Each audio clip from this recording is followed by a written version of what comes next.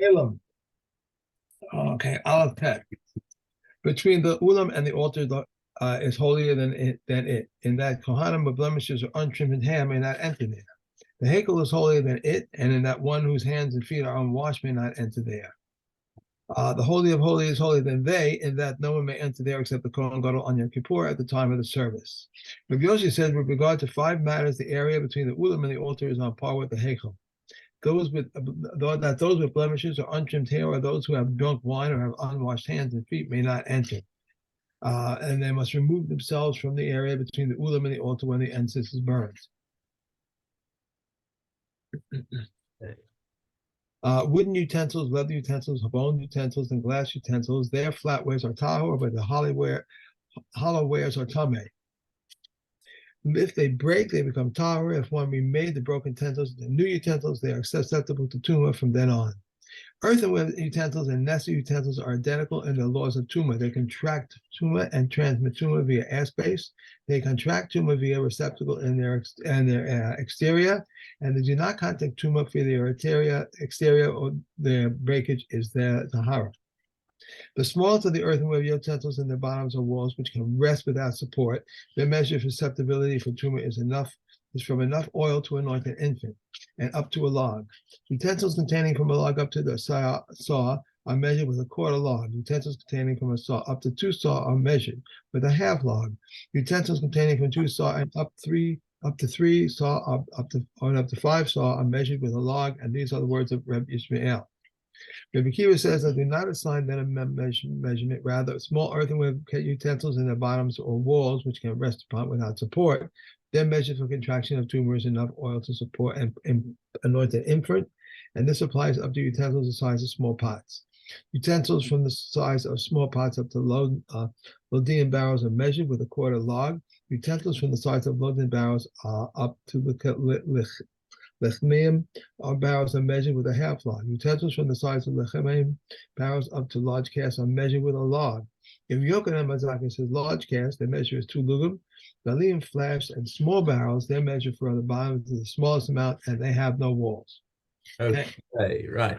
And as you saw all the diagrams as we were going along, I assume when you read so you have a picture of what's going on there. Right. It's very useful. I have to say, just this is my first time going through Keilim with the art scroll. So it actually last time I did have the art scroll as well. I bought it online. I got the digital version of Keilim, as I recall. It was during COVID, and Art Scroll was offering free Mishna to everyone. So I took Keilim, which of course is the biggest set of Mishna.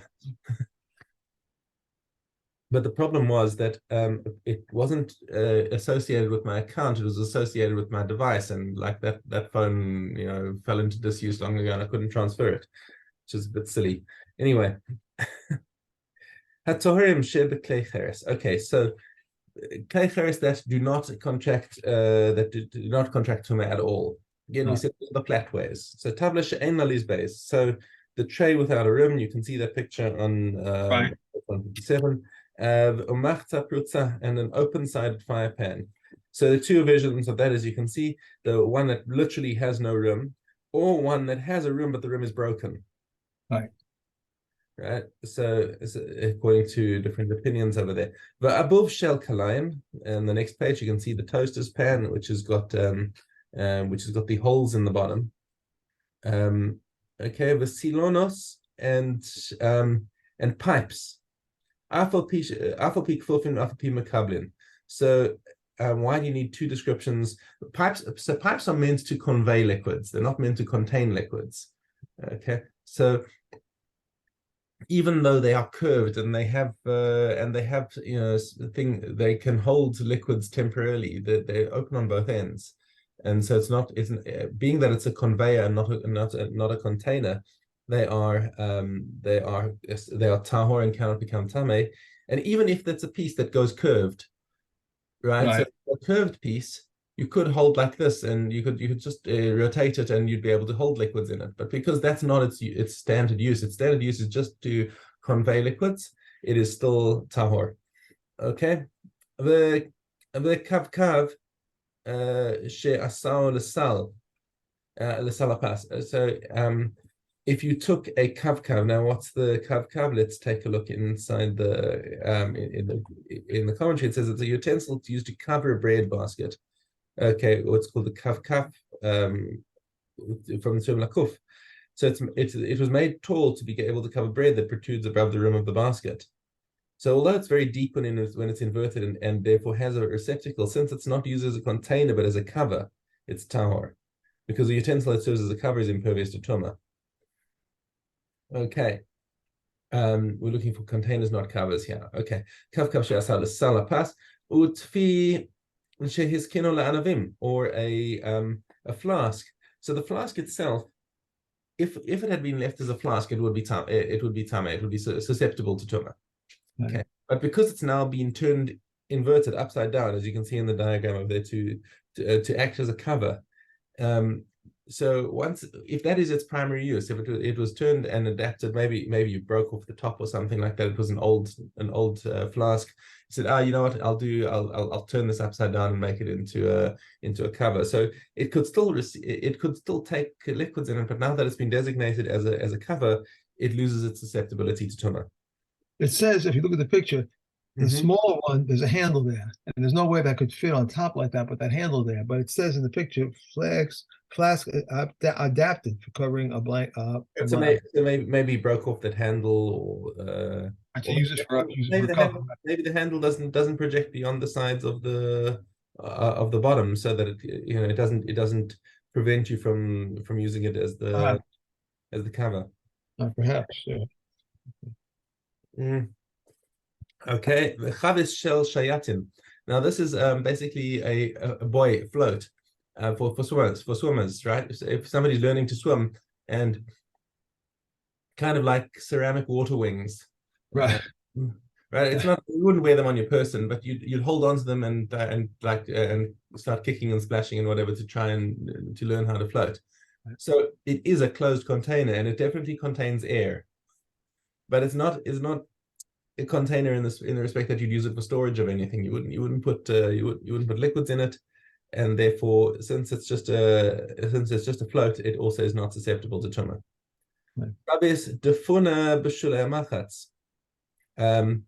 Okay, so the barrel-shaped handle set into the wall near the bottom of a machatz. Okay, now take a look at your diagram there on page 161. So that barrel-shaped handle, okay, it's used to transfer. So the machatz is the utensil that's used to transfer wine or oil from the pressing pit to the storage barrels.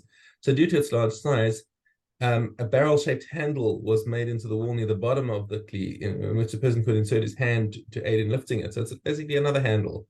So the handle is in effect a receptacle, but since it's not designed to contain anything, it does not contract tumah. Okay, it's just all it is a handle. Right. Okay. So then a mita, a bed. Okay. Now, this, by the way, should make you start becoming alert, because if you've been through Keilim a few times, you'll remember that we talked about beds a lot, right? And like having to dismantle the bed, but that's talking about a bed out of wood. A wooden bed is susceptible to midras tumah, okay, because it's meant for taking somebody's weight. But now an earthenware bed, it does not contract tumah, because this is not a normal thing to make a bed out of hold on just a second. The Mishna has already demonstrated that earthenware utensils without receptacles are tahor. So the chiddush of these four things that we're going to say now, let's just say them all: a bed, a kisei is a chair, a safsal, a bench, and a shulchan, a table.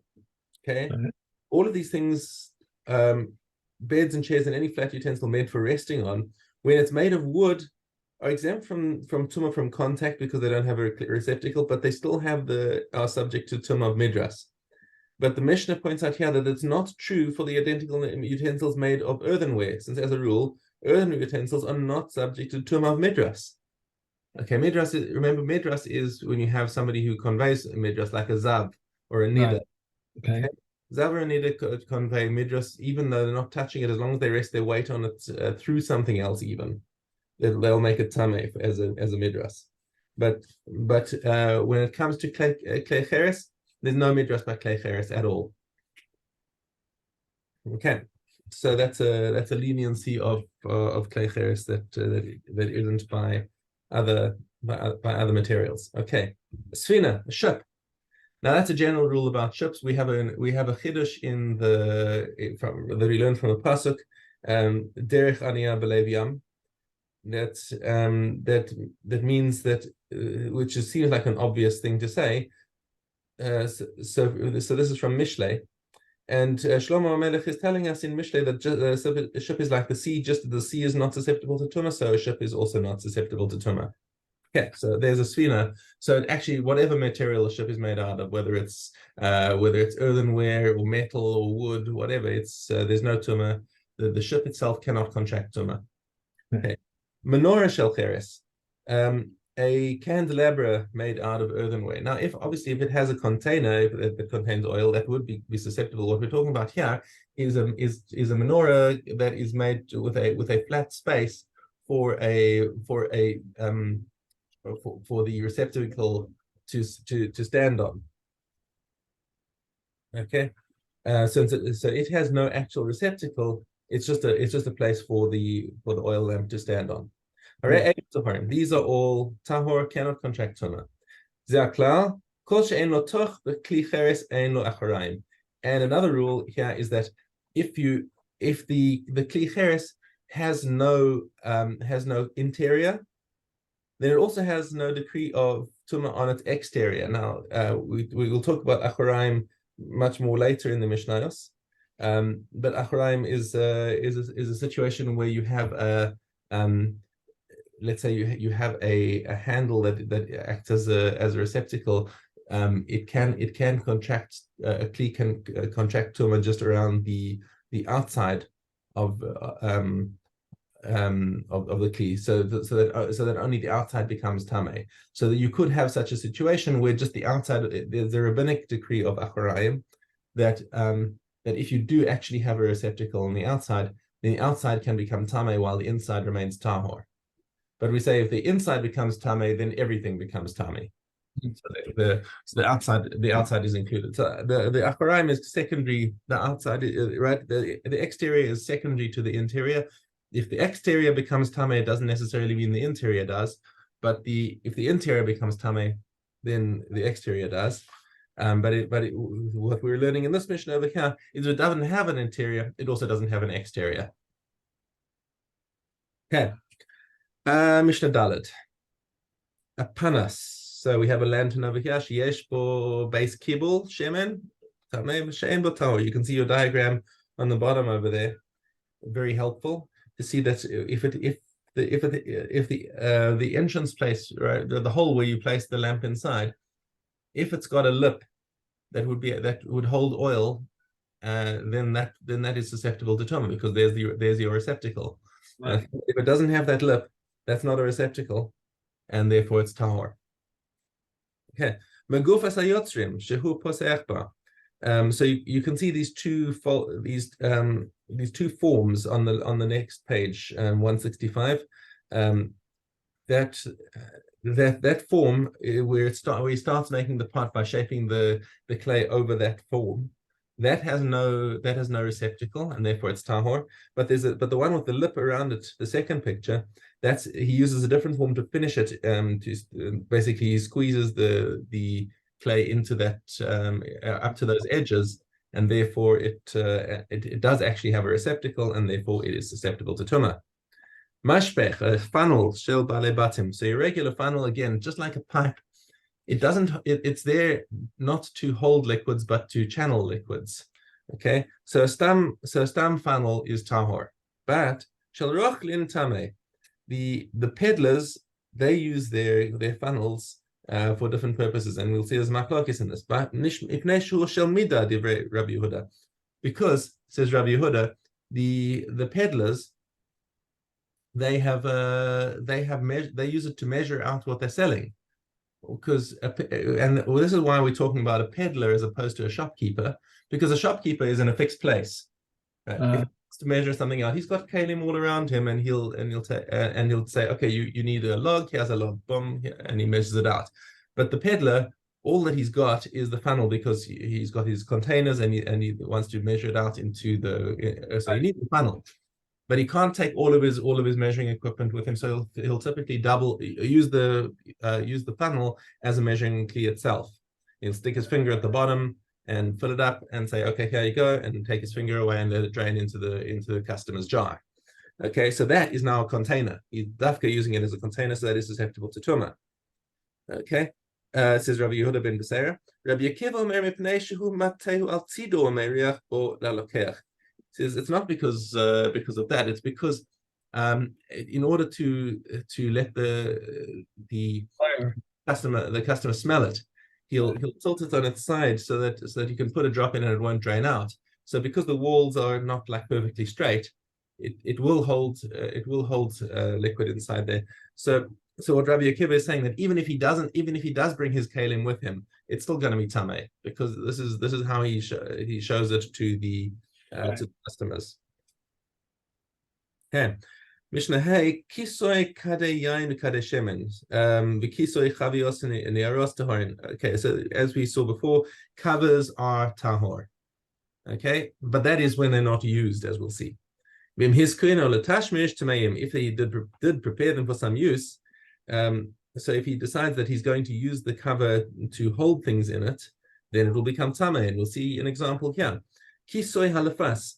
Typically the cover of a stew pot is manshu nakuv yesh lo chidud, when it is perforated, so to let out the steam, or if it's got a sharp point on the top so that you can't put it upside down, and it won't, if it's resting, it won't hold things. Tahor, that's just a cover, it's not a container, so that would be tahor.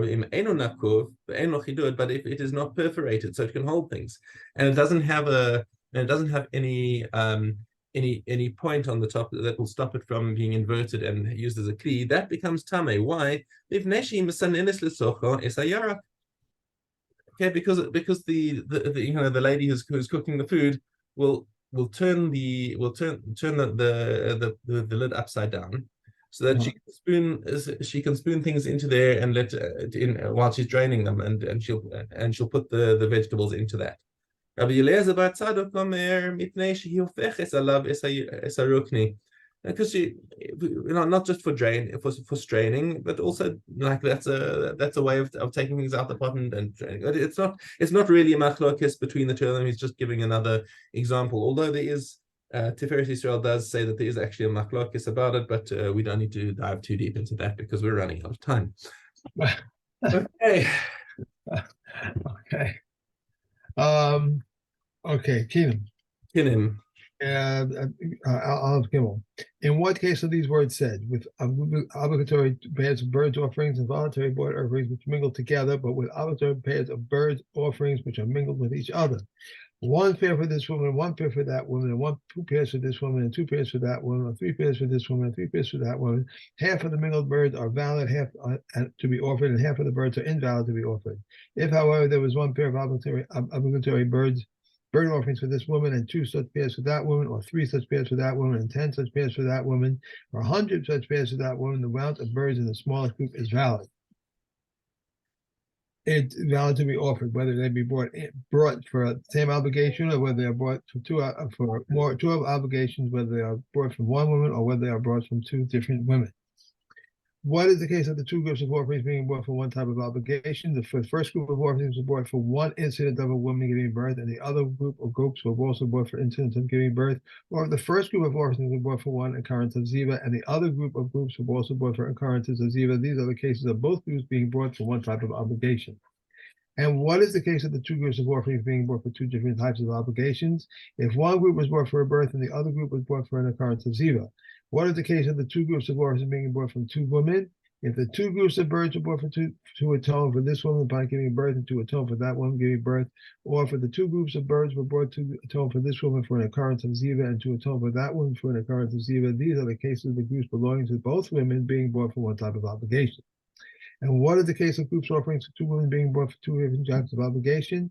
If one group of offerings are brought by to atone for this woman upon giving birth, and the other group of offerings are brought to atone for that woman upon an occurrence of ziva. Rabbi Yossi says two women who were obligated to bring birth offerings took three pairs of birds.